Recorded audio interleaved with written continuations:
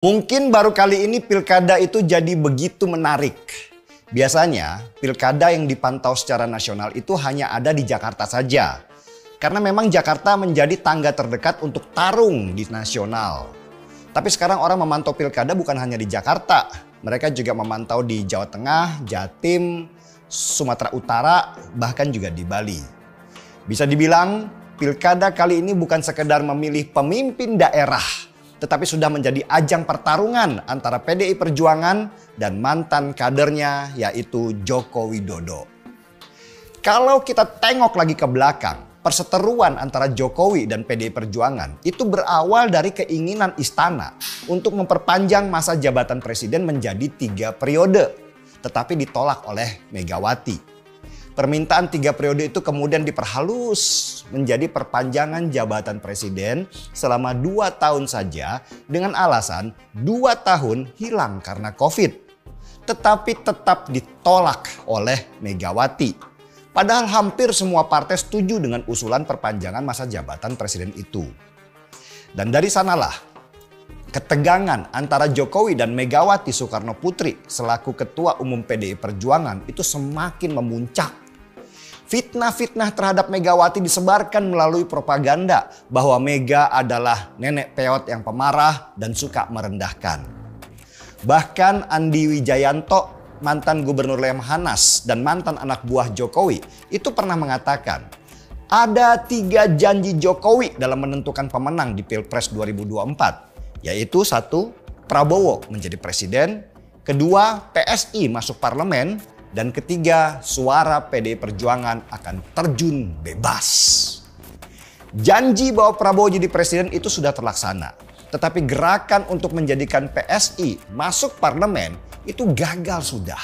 Karena sorotan netizen plus 62 terhadap aplikasi Sirekap yang aneh dan tampak seperti memenangkan PSI. Selain itu, meski suara PDI Perjuangan itu turun, tetapi ternyata nggak terjun bebas. Karena PDI Perjuangan masih menjadi pemenang pemilu di tahun 2024. Dan perseteruan itu berlanjut sampai pilkada.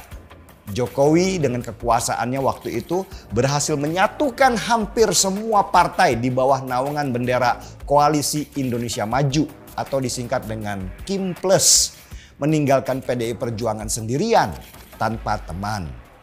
Dengan syarat undang-undang pilkada sebelum direvisi Mahkamah Konstitusi, maka pada masa itu KIM Plus seperti gajah yang tidak mungkin untuk dikalahkan karena hanya kelompok mereka yang bisa mendaftarkan calon kepala daerah.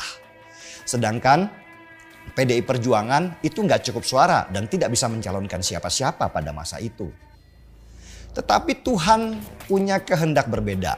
Ternyata Mahkamah Konstitusi mengabulkan permintaan yang ironisnya itu datang dari koalisi KIM Plus itu sendiri.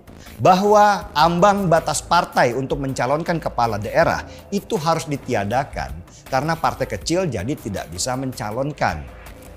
Dan Mahkamah Konstitusi pun akhirnya memutuskan bahwa meskipun tidak punya kursi di DPRD, partai berhak mencalonkan kepala daerah.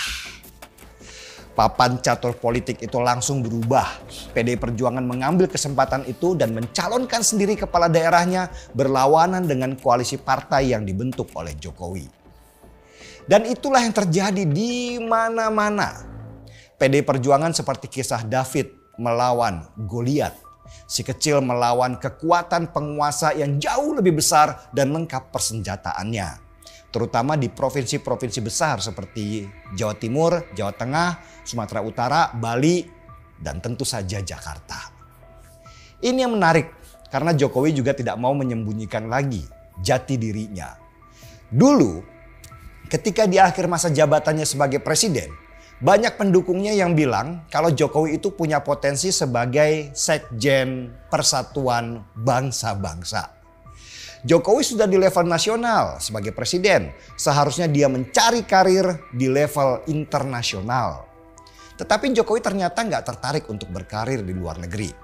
Jokowi lebih tertarik menyusun kekuatan supaya anaknya Gibran itu bisa mulus menjadi calon presiden di 2029.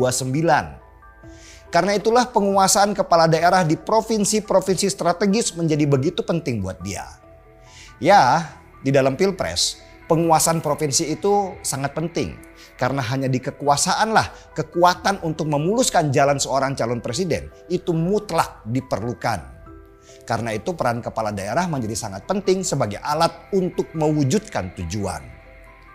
Dan disinilah langkah Jokowi itu agak terhambat. Sesudah Mahkamah Konstitusi merevisi Undang-Undang Pilkada yang akhirnya semua partai bisa mencalonkan kepala daerah tanpa ada syarat minimal kursi. Strategi jangka panjang Jokowi yang disusunnya ketika dia masih menjadi presiden itu hancur berantakan.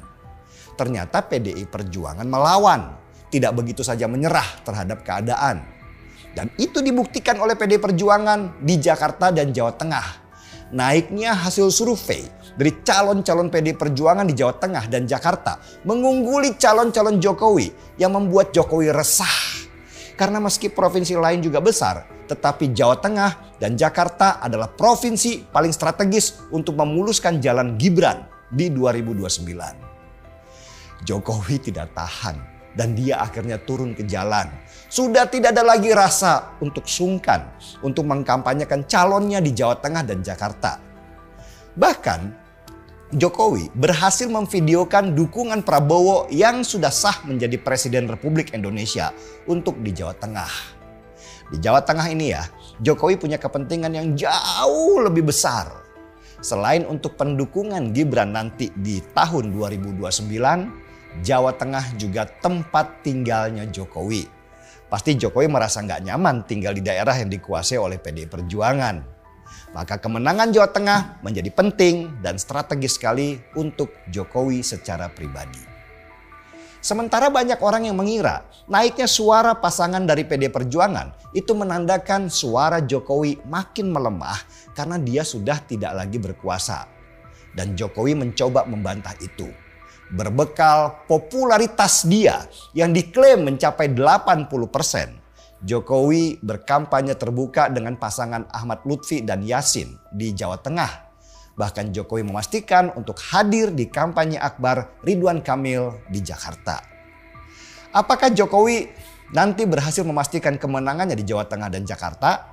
Atau dia mau tidak mau harus serahkan wilayah itu ke PDI Perjuangan? Pertarungan belum selesai kawan. Sementara PDI Perjuangan unggul dalam survei di Jawa Tengah dan Jakarta.